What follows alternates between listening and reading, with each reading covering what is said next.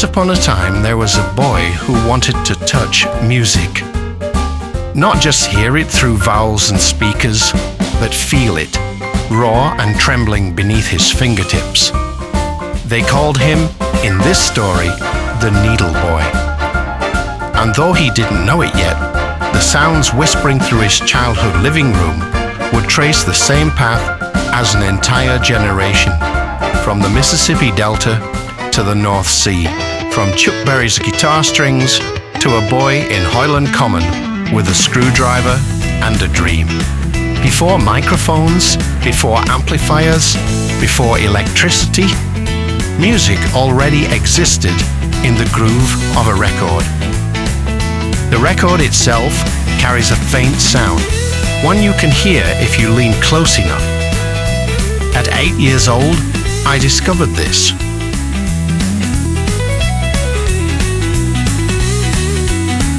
I found a sewing needle from my mother's box and placed it on a spinning record. And suddenly, I felt it. Tiny vibrations dancing up the needle into my hand, and for the rest of my life, that's what I would chase. The moment when sound becomes touch.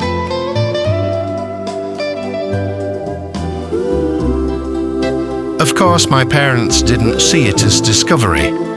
They saw destruction. The Ink Spots, Mario Lanza, Kenneth McKellar, all ruined by a child's curiosity. So one grey morning, my father stacked them high on the kitchen table and said quietly, "Take them to the bin, throw every one in the trash." No anger, no lecture, just the quiet ceremony of consequence.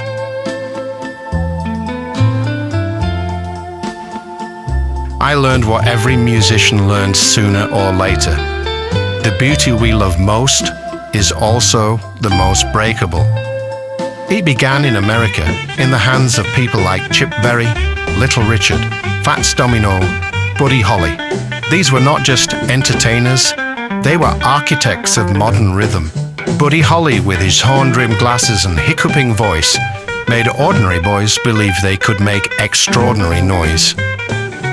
Well, the sun dips low and the neon glows.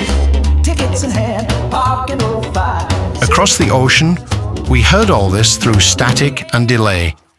Through AFN, the American Forces Network, imported singles, and the imagination of British youth starved for excitement after years of ration books and rubble. But Britain didn't yet own that sound. Not until one man, with a guitar and a cheeky grin, translated it into something British kids could actually play. His name was Lonnie Donegan.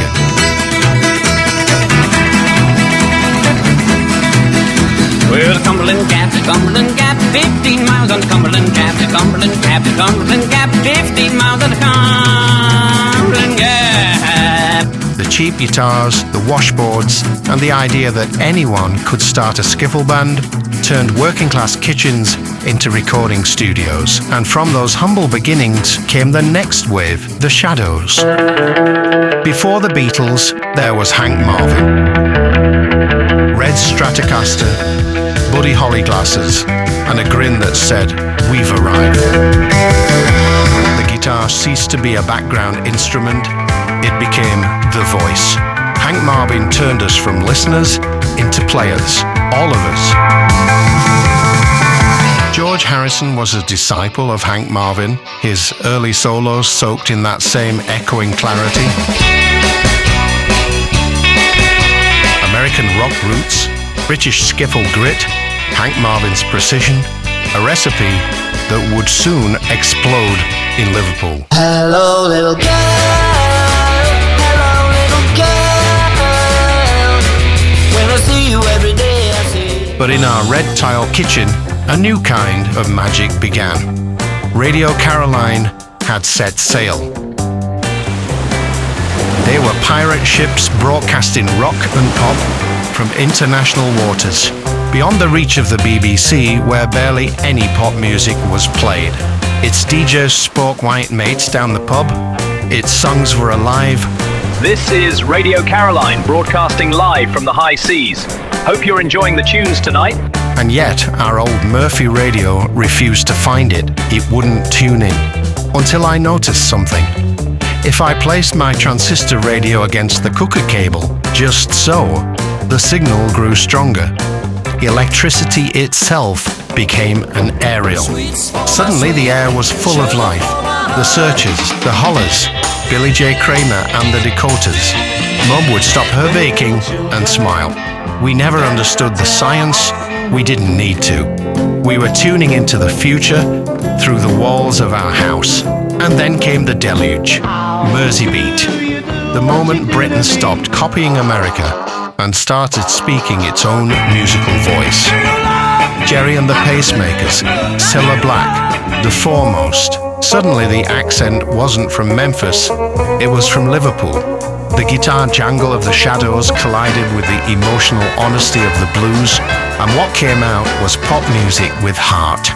Every Saturday I would race to Woolworths, pocket money sweating in my hand, to buy the latest 45. I'd study the chords, the photos, all the gossip. Those pages were scripture. Those harmonies were hope. It wasn't rebellion, not really. It was belonging. The sense that ordinary boys could now create something extraordinary. That somewhere, maybe in Liverpool, maybe even in me, there might be a song worth singing. By then, the music had seeped into everything. 2 doors down, the local garage played Radio Caroline out loud, the songs echoing off brick and tin. I sit on my swing in the back garden and sing Peter and Gordon, Jerry, the Beatles, every word, every harmony, not for an audience, just for joy. Neighbours would whisper, "How does he remember all the words?" And my mum would smile and say, "He always has done." 5 o'clock morning, I'm up and out of town. The great invisible vibration that links all of us who've ever listened and felt more alive. While I was singing to the Yorkshire sky, another child, Valerie Lynn Collins, was growing up beneath the skyscrapers of Chicago.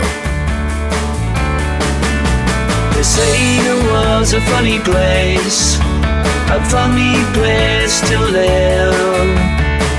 But I believe we take too much.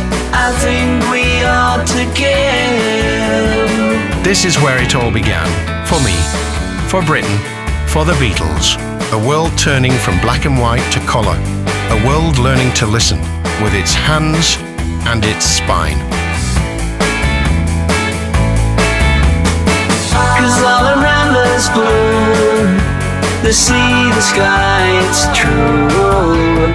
For all of my life I've been looking for someone like you.